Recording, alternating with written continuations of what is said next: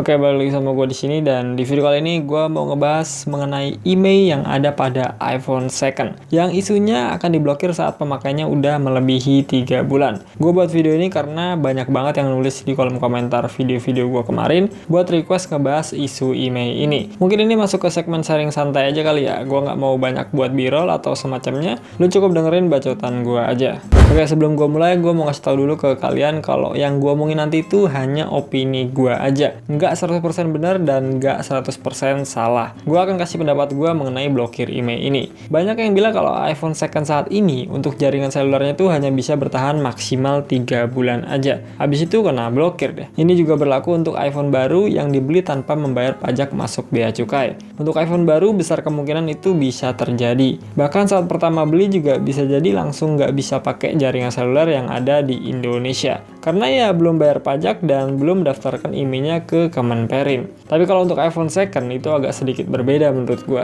Gue sempat sharing sama teman gue yang cukup mengerti mengenai email pada iPhone second. Jadi iPhone second yang dibeli dari salah satu toko HP bekas yang ada di Indonesia itu berkemungkinan kena blokir email setelah 90 hari. Terutama untuk iPhone 12 series atau iPhone 12 series. Jadi di iPhone 12 series itu kan kerilis setelah peraturan email yang 15 September 2020 berlaku. Makanya berkemungkinan kena blokir jika tidak mendaftarkan emailnya. Sementara untuk iPhone 11 series ke bawah itu kecil kemungkinan kena blokir email ya. Gue bilang kecil kemungkinan ya, bukan nggak mungkin kena. Gini, iPhone 11 series ke bawah itu kan bisa dibilang nggak akan kena blokir karena sudah dirilis sebelum peraturan email yang 15 September 2020 itu berlaku.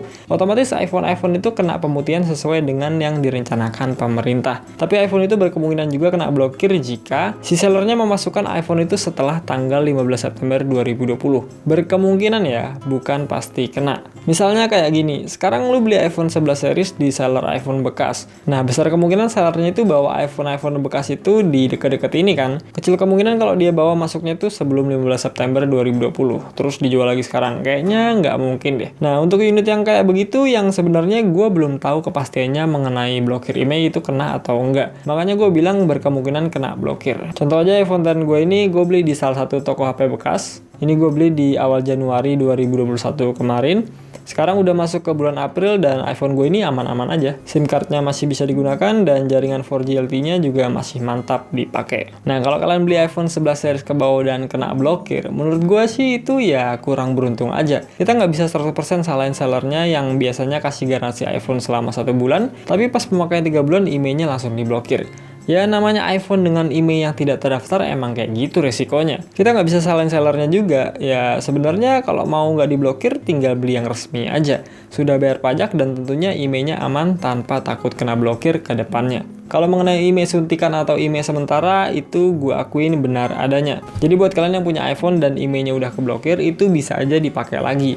Dengan cara disuntik emailnya atau dalam arti diaktifkan kembali dalam waktu sementara atau bahkan bisa permanen. Berdasarkan hasil sharing sama teman gue kemarin, jadi sebenarnya iPhone yang diblokir terus emailnya diaktifkan lagi pakai email suntikan atau semacamnya, ternyata bertahannya bervariasi loh. Ada yang hitungan bulan, tahun, bahkan bisa permanen aktifnya. Jadi untuk iPhone second yang dijual di toko-toko HP bekas itu, gue juga nggak tahu email beneran atau email suntikan. Ya lu bisa simpulin sendirilah dari ocehan gue tadi. Kesimpulannya gini aja, kalau kalian beli iPhone baru, gue saranin beli di authorized seller di Indonesia biar emailnya aman. Atau kalau mau beli dari luar negeri, jangan lupa minta bukti pembayaran pajak bea cukai dari si sellernya, supaya emailnya itu bisa di tracking di website bea cukai. Jadi di website bea cukai itu untuk tracking iPhone baru sekarang ya, yang dibeli dalam kondisi baru dan sesuai prosedur pembayaran pajaknya. Kalau iPhone bekas yang udah dibeli sebelum 15 September 2020 itu nggak akan bisa dicek di web bea cukai ini. Jadi itu untuk iPhone baru ya. Kalau untuk iPhone bekas dan beli iPhone-nya tuh yang emailnya nggak terdaftar, harap maklum aja kalau kedepannya bisa kena blokir email.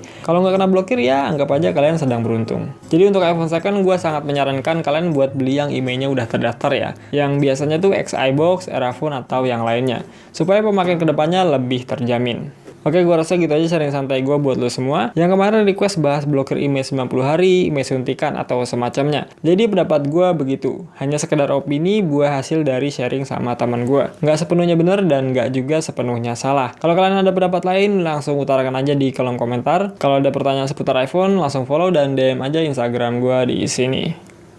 So, gue pamit.